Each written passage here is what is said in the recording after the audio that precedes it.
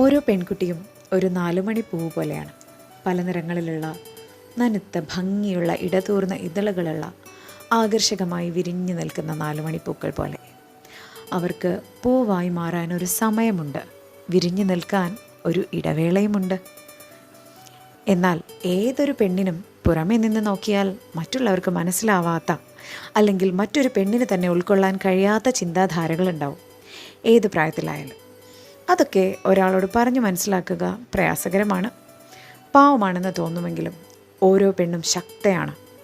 അവൾക്ക് തന്നെ തിരിച്ചറിയാനാവാത്ത ഒരുപാട് പൊട്ടൻഷ്യൽ ഒളിഞ്ഞിരിക്കുന്നുണ്ട് അവളുടെ ഉള്ളിൽ.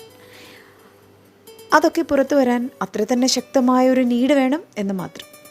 അതവൾ തിരിച്ചറിയുന്ന നിമിഷം ഒരു പൂമ്പാറ്റയിൽ നിന്ന് അവളൊരു പരുന്തായി മാറാൻ തുടങ്ങും. ഞാൻ ആദ്യമായി കണ്ടറിഞ്ഞ് കൂടെ ജീവിച്ച സ്ത്രീ മുതൽ അടുത്തറിയാൻ കഴിഞ്ഞ ഓരോ സ്ത്രീയിലും ഞാൻ ഒരു പോരാളിയെ കണ്ടിട്ടുണ്ട്. ചിലർ മനസ്സുകൊണ്ട് പോരാടുമ്പോൾ ചിലർ ശരീരം കൊണ്ട്, ചിലർ ചിരിച്ചുകൊണ്ടാണെങ്കിൽ ചിലർ കരഞ്ഞുകൊണ്ട്, ചിലർ ബോൾഡായി നിന്ന് വീര്യത്തോടെ പോരാടുമ്പോൾ ചിലർ നിസ്സഹായതയുടെ ചുവരുകൾക്കുള്ളിൽ നിന്ന് പോരാടുന്നു. ചിലരിൽ ധൈര്യം കാണാൻ കഴിയുമ്പോൾ മറ്റു ചിലരിൽ പക്വമായ ഒരു ശാന്തതയാണ് കാണുന്നത്. ചിലർ ജീവിച്ചുകൊണ്ട് പോരാടുന്നു, ചിലർ ജീവിക്കുന്നതായി അഭിനയിച്ചുകൊണ്ടും. അത്തരത്തിൽ ചിന്തിക്കുമ്പോൾ ഞാനും ഒരു പോരാളി ചങ്ങലയിലെ കണ്ണിയല്ലേ എന്ന് തോന്നാറുണ്ട്. സ്ത്രീ തന്നെ ഒരു ശക്തിയാണ്. എന്നിട്ടും ഇവിടെ സ്ത്രീ ശാക്തീകരണ ക്യാമ്പയിൻസ് വേണ്ടിവരും. അബലകളായി മറ്റുള്ളവർക്ക് കാണപ്പെടുന്ന പലരുടെയും ഉള്ളൊന്നറിഞ്ഞാൽ മനസ്സിലാക്കാവുന്നതേ ഉള്ളൂ എങ്ങനെയാണ്, ആരാണ് അവരെ അബല എന്ന നാമത്തിനുള്ളിൽ ആവാഹിച്ചു പൂട്ടിയിട്ടത് എന്ന്. ചിലർ സ്വന്തം ജീവിതത്തിൻ്റെ നിറങ്ങൾ മറ്റുള്ളവർക്ക് വേണ്ടി മാറ്റി റീപെയിൻറ്റ് ചെയ്യുന്നു.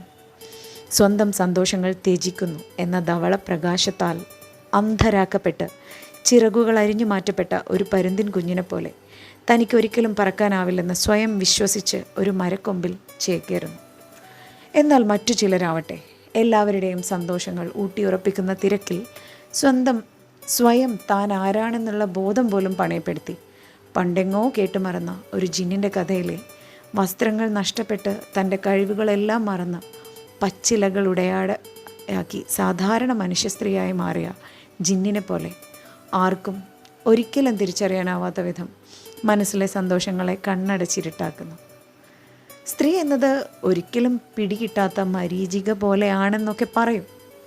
പക്ഷേ പരിഗണിക്കപ്പെടേണ്ട രീതിയിൽ പരിഗണിക്കപ്പെട്ടാൽ സ്ത്രീ ഒരു തുറന്ന പുസ്തകം പോലെയാണ്. നിങ്ങൾക്ക് അവളുടെ മുഴുവൻ പൊട്ടൻഷ്യൽ കാണണമെങ്കിൽ അവളെ ബന്ധനങ്ങളിൽ നിന്ന് മുക്തയാക്കിക്കൊണ്ട് അവൾക്കൊപ്പം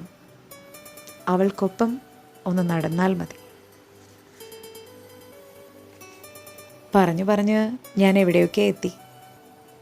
പക്ഷെ പറഞ്ഞു വന്നത് എൻ്റെ മാത്രം കാര്യമാണെങ്കിലും ഞാൻ ആ പറഞ്ഞ ചങ്ങലയിലെ ഒരു കണ്ണി മാത്രമല്ലേ.